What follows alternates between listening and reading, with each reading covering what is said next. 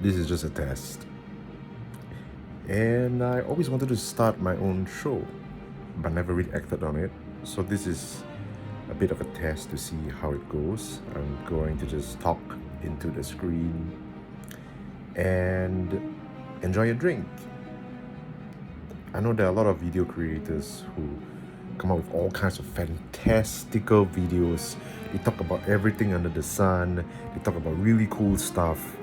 And then they edit and they edit and they edit until the whole thing that's supposed to be about an hour long becomes really short and sweet, 10-15 minutes. But that's not my thing. What I'm gonna do is just talk about a particular topic. The only thing that I'm going to remove from the footage is probably if I stumble upon my words and it gets really embarrassingly long between thoughts.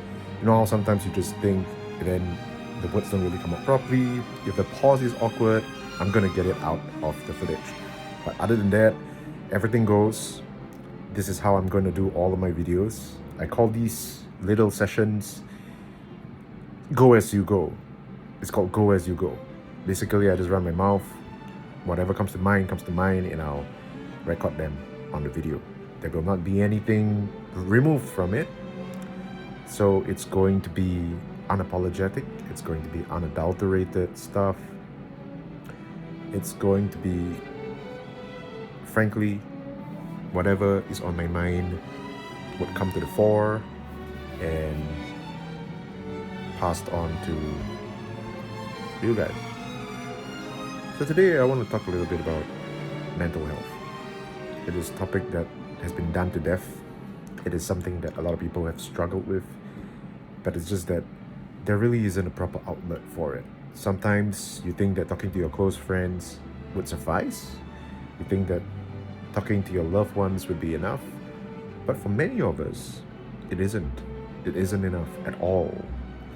We still hold on to it. We harbor a lot of hatred. We harbor a lot of resentment, a lot of frustration, and it builds up and it clogs up our system. And in the end, we cannot live life to the fullest. And why? The biggest question here is, why do we want to live like that when we can actually fix it? So with that said, there was an interesting video that I stumbled upon recently. If you're a wrestling fan, you would know this character known as Randy Orton, the Viper. He's a 14-time world champion. He's one of the greatest of the greats when it comes down to professional wrestling. But little did I know that he was struggling from panic attacks. And it's only after watching a recent podcast where he sat with Stephanie McMahon, another legend in her own right. She is the daughter of the former founder, the former head of WWE, Vince McMahon. And they had a really nice talk about Randy Orton's ordeals. And he was sharing just how some nights he would wake up feeling miserable. He would pace up and down. He would have these hot flushes in his body. He would go to the yard and try to walk around and cool down. So it's a nasty feeling. For any of you who have never gone through panic attacks, it is, I guess the best way to describe it would be as if you are literally fighting for your dear life. And all of the symptoms that come, the sweatiness, the hyperventilation, the heart beating faster than it ought to, the cold sweat, that sense of feeling that you're gonna faint at any time, nausea, and all of it comes, it paralyzes you. There's this thing called the fight or flight action. And what happens is that when you're assaulted with that, it's either you fight or you fly. It is a survival instinct that tries to preserve the human being. And honestly, I think that most people struggle with it, but it's just that they don't talk about it. It's something that it's under wraps, and people just leave it as it is, and they don't really make a big deal out of it. But the truth is, there are a great deal of people who go through this crap, and it's not easy to come out from it. But the most important thing is to acknowledge the fact that it is a problem. It is a veritable problem. It is not fabricated. It is there, and it sucks you of zest. It prevents you from living your best life. And for me, I feel if you are in a relationship, a romantic one, your partner ought to give you some level of empathy and care. If your partner is incapable of that, then there's something that needs to be done. It's important that you guys go attend therapy together to try to fix things, because you guys have to be on the same wavelength when it comes down to dealing with anxiety and panic attacks as a whole. Because as soon as there is a form of apathy, as soon as your partner is not interested in what you're going through and thinks that it's all just a load of malarkey, then you are going to live a very miserable existence. You're going to feel as if you're a victim in your own home, and there is no care, no love, no concern, and it's going to eat at you. It's going to gnaw at your heart. You're going to feel miserable, wretched. You feel weird. You're going to dislike yourself. You're going to feel as if you could do much better, but you're held back by this phantom demon thing that prevents you from being your best self. So with that said, I think it is necessary to go check out this video. And Randy Orton actually shares how he deals with this situation. I think it was so bad that he was sort of having thoughts on quitting his storied career. And just think about it, for a superstar, somebody who I looked up to as a performer and as an all-around larger-than-life character, to come out and explain that he has been going through anxiety, or rather panic attacks, it's a big deal. It makes me feel that we're all facing some kind of challenge in our lives. And what you see on screen does not necessarily translate to what's happening in reality. And we will just have to take everything with a pinch of salt or a truckload of it. But I'm really happy to know that Randy Orton shared his story. I think his tale, his account, can help many individuals achieve the life that they want. And I truly, truly recommend it to anybody who is currently facing anxiety in some form. Personally, I went through anxiety, really bad instances of anxiety twice in my life. Once was when I was in my teenage years, and that coincided with the passing of my grandparents, who I adore. I really, really considered them the pillars of my life, and they passed away pretty close to each other, maybe a span of 4 years, and it was really too much for me. I felt as if my world was crashing down. The people who gave me comfort and solace while I was growing up were suddenly taken out of the equation, and I felt a bit terrified and a bit frustrated that I had to deal with everything on my own in a way. Emotionally, I no longer had the support, and it was not the best feeling in the world.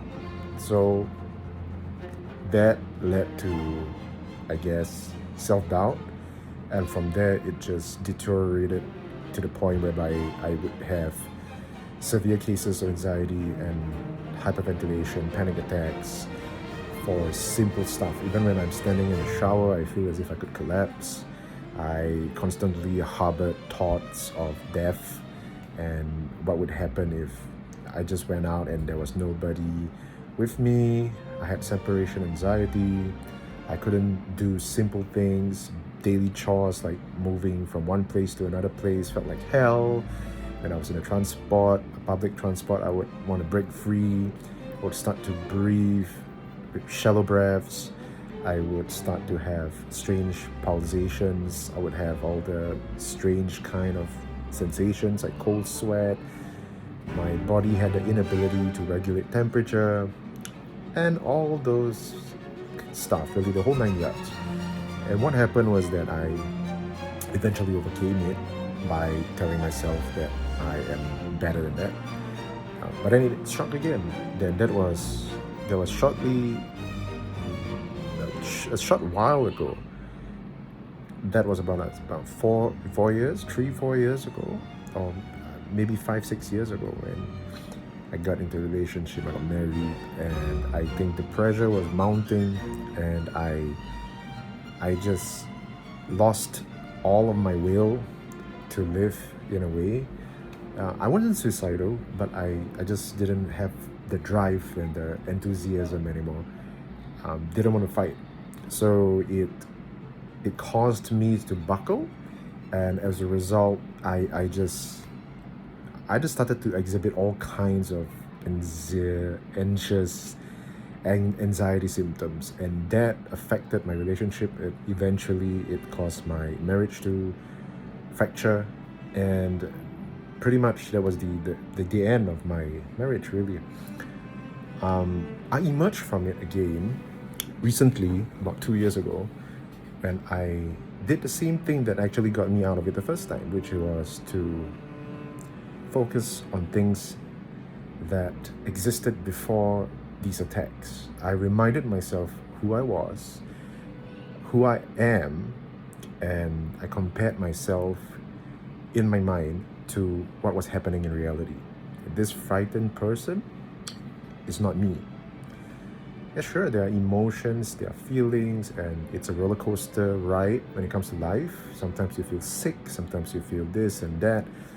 But I was able to convince myself, to tell myself that there are certain things that you can do, but your mind is trying to make a fool out of you. And I tried to logicize as much as I possibly could, and I did that.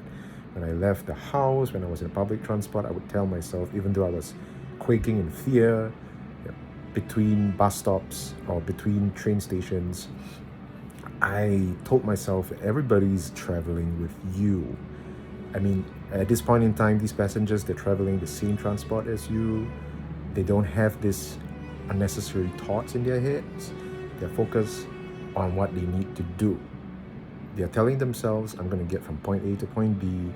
In fact, they're probably thinking about something beyond that vehicle. They're probably thinking about what dinner they're going to prepare, what they're going to tell their boss when they're late if they're late for work, how they're going to score well for their upcoming tests, that kind of fun stuff. That kind of stuff. Instead, there's a fun. I don't know how that came out. So yeah, I think it's important to reassure yourself. That is the most important thing. You don't care about what other people say. It's going to be bad. It's going to be tough. People are going to say nasty things. They're going to say things like you never put in enough effort. They're going to say things like you never try hard enough. And with my experience, like those people who are supposed to give you a shoulder to cry on, even your spouse, for example, or your parents, they cannot understand where you're coming from, especially if they have never gone through the process itself, if they have never undergone anxiety in its fullest form, if they don't understand what panic attacks are, chances are they cannot relate. They think that you're wasting time, or in my case, because I had an apathetic spouse, she thought that I was using it as an excuse to not do things. The fact was that I was a prisoner in my own body at a point in time. I couldn't come out. And she used that against me, and that's a story for another day. But that's basically what happened. And I really feel that anxiety, it might be crippling, it might bring you down for the count, it might make you feel like crap. But at the end of the day, if you are able to overcome it, you're stronger than a lot of people out there. Tell yourself that. You're better than a lot of people out there because you have fuller control over what you are thinking, your emotions, your spirituality to a certain extent. They are all within your grasp. Whereas other people, they have not fully explored many aspects of their being. But anxiety forces you to look inward and then outward and then retrospectively. Is that how you say it? I don't know, but in retrospect. So it forces you to see things in many angles, in many directions, and then you come out on top. And from that point onward, it's going to be forward thinking for you. You're going to just try to be the best version of yourself. You'll be more determined than ever before. And more so if you have emerged from it twice or more, like me. I've gone through these terrible sensations, these episodes twice. And people around me know that at my lowest, I was severely obese. I was really trying to disengage from every single social situation, and that is nasty considering the fact that I am a natural extrovert. So I really love people. But this thing prevented me from going out there and meeting people, and it wasn't an excuse. It felt like I really had no will. The more I fought it, the more tired I got, more exhausted I was, and I couldn't fight it anymore. And it overtook my life. It just came over me, and I had no absolute way to break free. And the sad thing is that you can't get the time back, but what you could do is that you take all of it as lessons you could use to shape yourself as a human being, as an individual, and you become the best version that you can possibly be. So yeah, I am going to do a lot of videos like this. Sorry if I look tired because I've not been sleeping well. It is because of some things that I have to settle, and I hope things will just get better from here on. Nothing to do with anxiety. It's just tons of things to juggle in life. And now the next thing I want to do is really to improve the vitality. I believe in this thing called the creator's energy. I believe there are only two types of energies that drive us as human beings. The creator's energy that honestly created everything around us. Everything that you see. Some people maybe call it manna from heaven. I call it the creator's energy. These things are cosmic truths. And the opposite of creator's energy would be the destructive forces, destructive energy. And that prevents you from doing things. Things like, let's say when you over analyze the situation, when you are angry, when you are wrathful, when there is decision paralysis, when you procrastinate. These are all things that are fueled by the destructive energy. But I'm not going to go too much into detail now. This post is pretty much just the first post that I'm doing, and I think it's only apt that I begin by addressing an issue that prevented me from being the best version of myself, that prevented me from being a content creator, from being somebody who has so much to give. I am a writer by profession, but I want to do much more. I want to be a performer. And I hope you could watch this space because there's so much more that I'm going to share. And I'm going to do my best to make it more polished. It's going to be edited to a certain extent, but not now. Now I don't have the time, which is why I said at the beginning of the video that I'm just going to leave it as it is unless there are awkward pauses. And I'm thankful that up till now there isn't an awkward pause that warrants editing. So I'm just going to post this, and if any of you have anything to say, anything to share about your anxiety and your journey with anxiety and panic attacks, or how you cope with them, or if you need any, I won't say advice, I'm in no position, even though I have gone through it extensively, but I'm no professional. I'm not a specialist, not a healthcare expert.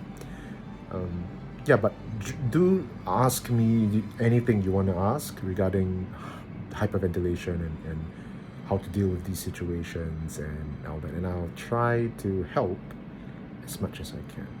The next post, I'm not going to do anything that's so heavy. I'll move on to my art, and from my videos you will be able to have a semblance of who I am as a person. I'm finally deciding to do this. I want to open to the people around me and beyond. I want my art, my work to sell. I'm a full-fledged creator. I'm an artist, and I knew this from day one. I wrote an article about it. You can check my Medium for that. I'll leave it on the links. I'll leave all the links below, so check them out. And this is Renzo. It's been great, and I hope that you found some value in this little talk that I did this little sharing that I did. I will end by saying, go check out Randy Orton's podcast with Stephanie McMahon. I'm also going to add the link to that at the bottom. Please take a look at that. Enjoy the Vipers sharing. It's not easy for a man like a strong man like him, a superstar, to do this. But I think maybe he's doing this for his children. He wants to be a genuine human being, and he wants to be there to help as many people as possible and to serve as a great role model, considering the fact that he would tell you firsthand that he wasn't the best human being when he was younger. When he was in his teenage, maybe early adult years, he was quite a brat, and he has made it quite clear that he was that kind of a human being, quite atrocious. So I guess it's nice seeing Randy change. Now he's a nicer person, and he's giving back to society. And this podcast is just one of the many things that he has done. And that for that reason, I'm a huge fan of the Viper, the Legend Killer, and RKO, Randy Orton. Yeah. So that's all I have for today. This is going to be uploaded to YouTube. Yes, I might do short videos. I might do those short clips and all that, but mostly for my art. And I will try my best to be as non-tired, as non-enervated as I possibly can for subsequent videos. And I'm going to do a lot of editing, and I'm going to improve the quality generally. I'm just going to do a better job. So yeah, a summary of what this video is about. I shared our anxiety and how it can be crippling. It doesn't matter who you are, how famous you are, how successful you are. It can affect you, and it's okay to talk about it, but the most important thing is to fight it. You have what it takes. All you got to do is to remind yourself that everybody else might be going through it. You're not weird, and you have more power than you think. You have control over your body, your mind, your soul.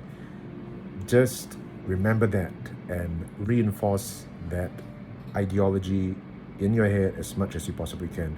Sometimes you're derailed because of responsibilities in life, because of distractions, but you can come back, because ultimately you make the final call in your life. What you want to do, you decide it. So if you want to lord over anxiety, you can. And I have complete faith in you. So with that, I'd like to end with the third point, because it's a summary of points. The third point is, please check out Randy Orton's interview with Stephanie McMahon.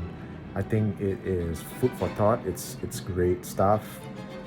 And if you don't have anxiety, it's okay. You could just watch it, and you could help somebody else around you. It could be a loved one. I think it's definitely enriching for anybody. So this has been Renzo. I hope you check out my other stuff, my writings and all that. And that's all the time for now. See ya.